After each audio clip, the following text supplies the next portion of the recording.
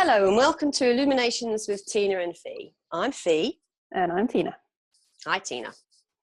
So today we're continuing the second episode in our series on language, an area of great interest to Tiina and I. So last time we meandered through a storytelling around language. We talked about why for us language plays quite a key role in transformation, and how we use words to come from maybe a scarcity mindset, an abundant mindset, how words can reaffirm limiting beliefs, and how we can use empowering language as part of transformation.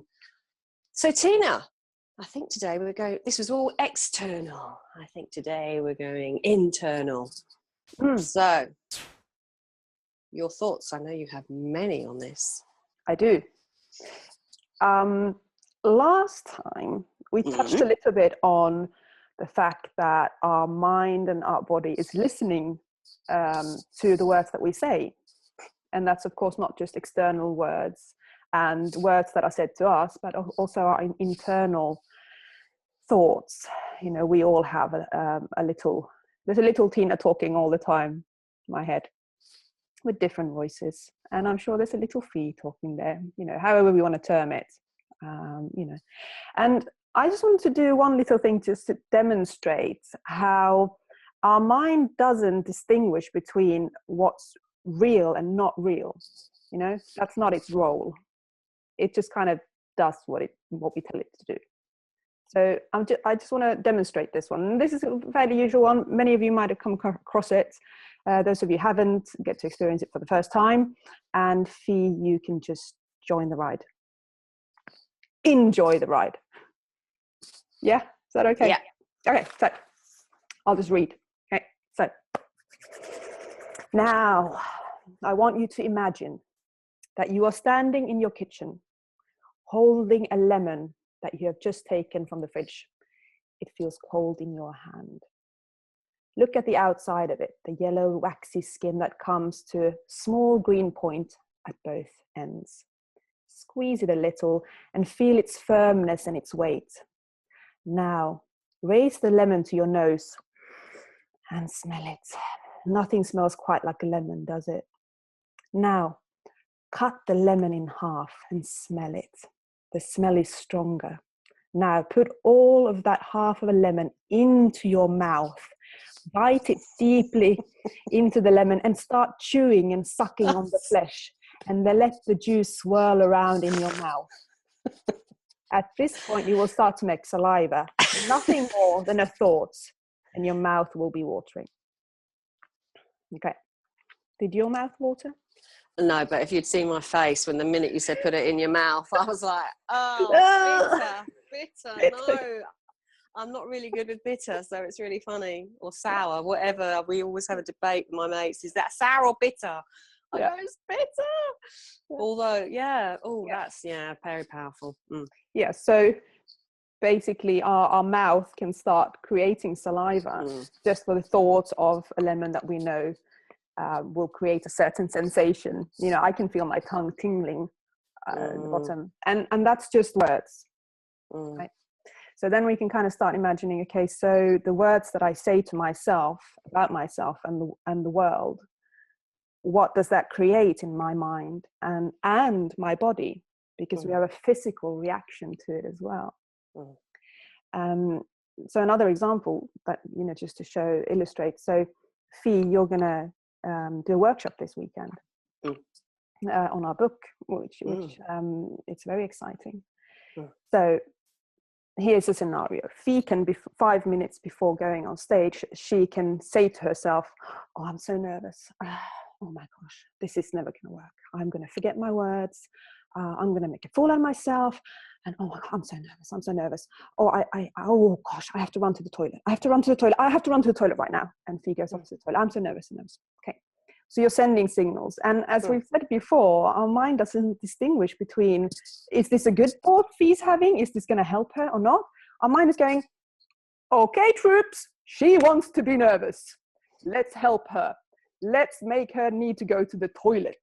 Let's take all the resources we have in her prefrontal cortex that will actually help her go through with the presentation, and let's put them into the amygdala.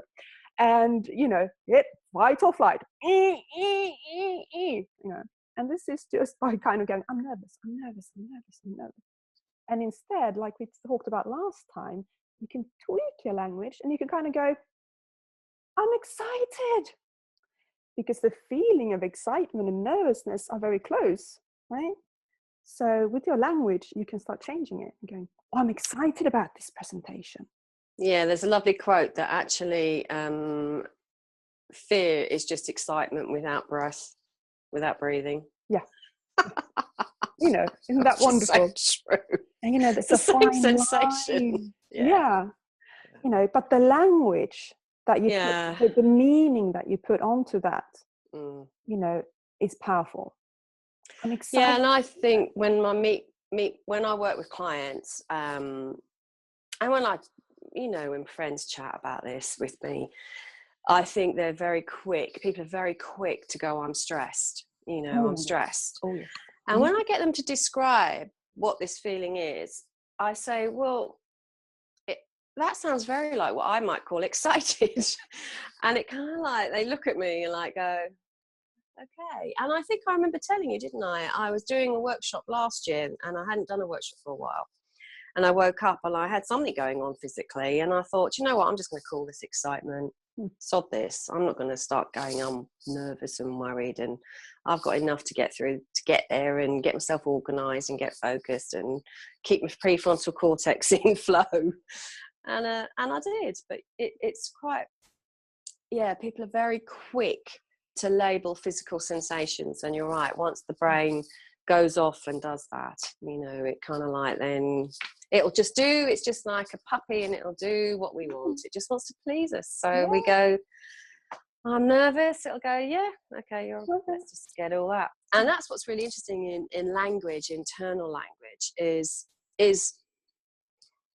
you know, lots of people call it different things, like Tim Ferriss, what does he call it? The monkey mind, you know, lots of people call it different things. But I think most people realise it's not like multiple personality disorder or anything like that, which we don't like labels too much. But, you know, it's actually, there are genuine, you know, words that come through, don't they? That usually, that's why this follows on beautifully from beliefs, because it often is reflected out a belief that we've got, or a driver, you know, something that's driving us.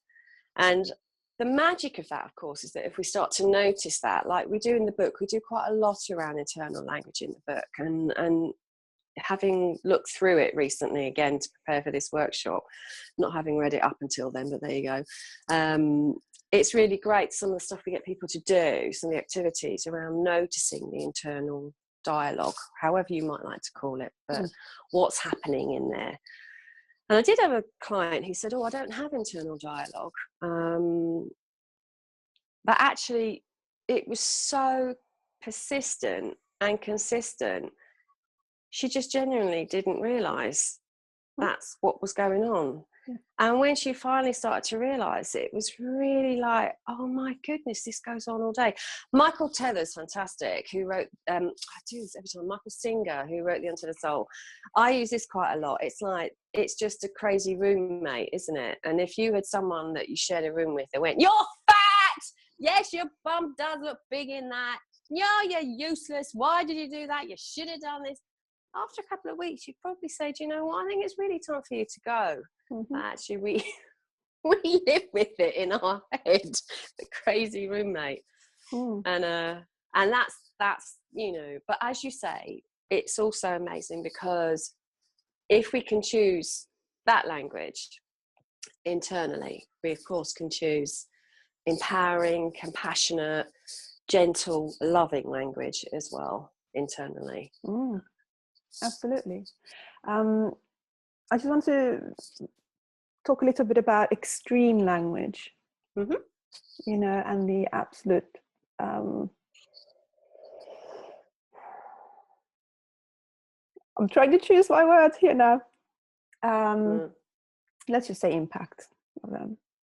So you go to work in the morning, not you, but a person goes to work in the morning and they're stuck in traffic, and they say to themselves, this traffic is killing me. This job is killing me. I am terrified of my meeting with my boss today. I'm dying because of my job. It's like, please be aware of those powerful signals that you're sending to your body about that.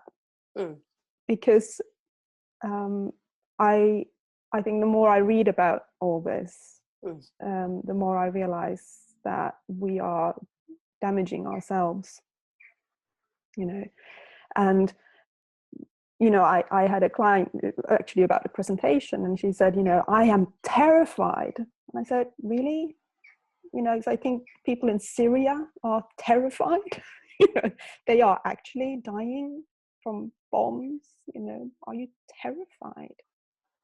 And maybe sometimes it is that level, just to be aware that, actually, no, I'm not. Okay, I'm not terrified. Yeah, I remember going on that course that time. I know another course, but anyway, and it was that guy, I think I remember sharing with you, it was a couple of years ago, he was brilliant. He was a health psychologist.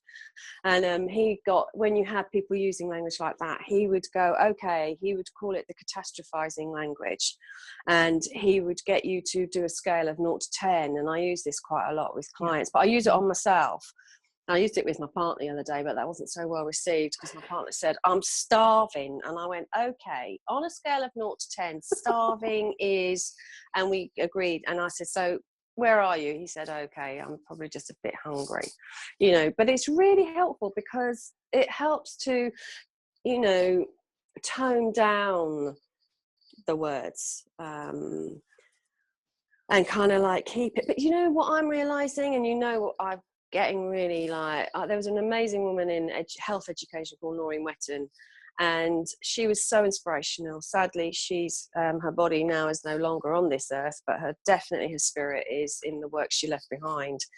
And she kept going on about children just having mad, bad, glad and sad. And it just, when I work with my younger clients in particular, there seems to be this lack of words to use to describe their emotional states, so therefore, like massive, we talked about that last time, it's like a word trends and that's it, and it's luckily you found something that I'm using with some of my clients, that it's that circle that helps them to broaden out their language, and they're enjoying that. Because I used to always think I was angry, but actually when I started to get a continuum, I now know whether I'm really angry, which is very rare these days, or whether I'm like irritated, frustrated, and I have the continuum in my head. And that then just keeps it in perspective, because you're right. If I feed off that, I'm really angry, even internally, my body will go, okay, let's go, and that'll be definitely fight. Yeah. It's like, and then of course all the filters come down. Anything anybody says to me is totally like interpreted so that it adds to the anger, and it's like a frenzy. Luckily that doesn't happen very often anymore. So yeah. Sorry, I just laughed there when you said it wasn't well received by your partner, when you said, "Are you really?" Yeah, I know. Partners sometimes get the raw deal, and friends. I know. All for a good cause. Yeah. Right. What time are we on? I've got slightly. It's question time. It's question time. Right. Okay. Right, Tiina, have you got a question this week? Well, I think we've actually asked this question before in different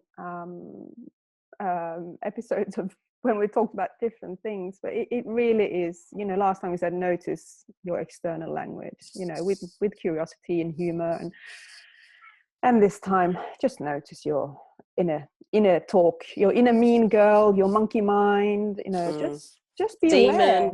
Whatever people call it. Yeah, but it doesn't always have to be like that, because maybe your mean girl is a lovely, loving fairy, telling you good stuff throughout the day. And if that's the case, then joy, But it's just being aware. Again, it's just awareness, just raising that awareness. And once you're aware, you can do something about it if you want to. Yes. Yeah. Yes, yes. Thank you. Beautiful. So thank you, Tiina. Now, if you'd like to subscribe, please do.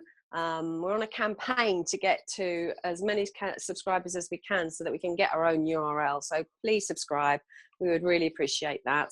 If you'd like to leave a comment, if you'd like to share any of the discoveries you have from last time around external language and this time from internal language, then please do. We'd love to have some comments from our community. Mm-hmm. Thank you very much, Tiina. Thank you, and enjoy that lemon that's in your mouth. Thank you, Tiina. What treat. Bye now.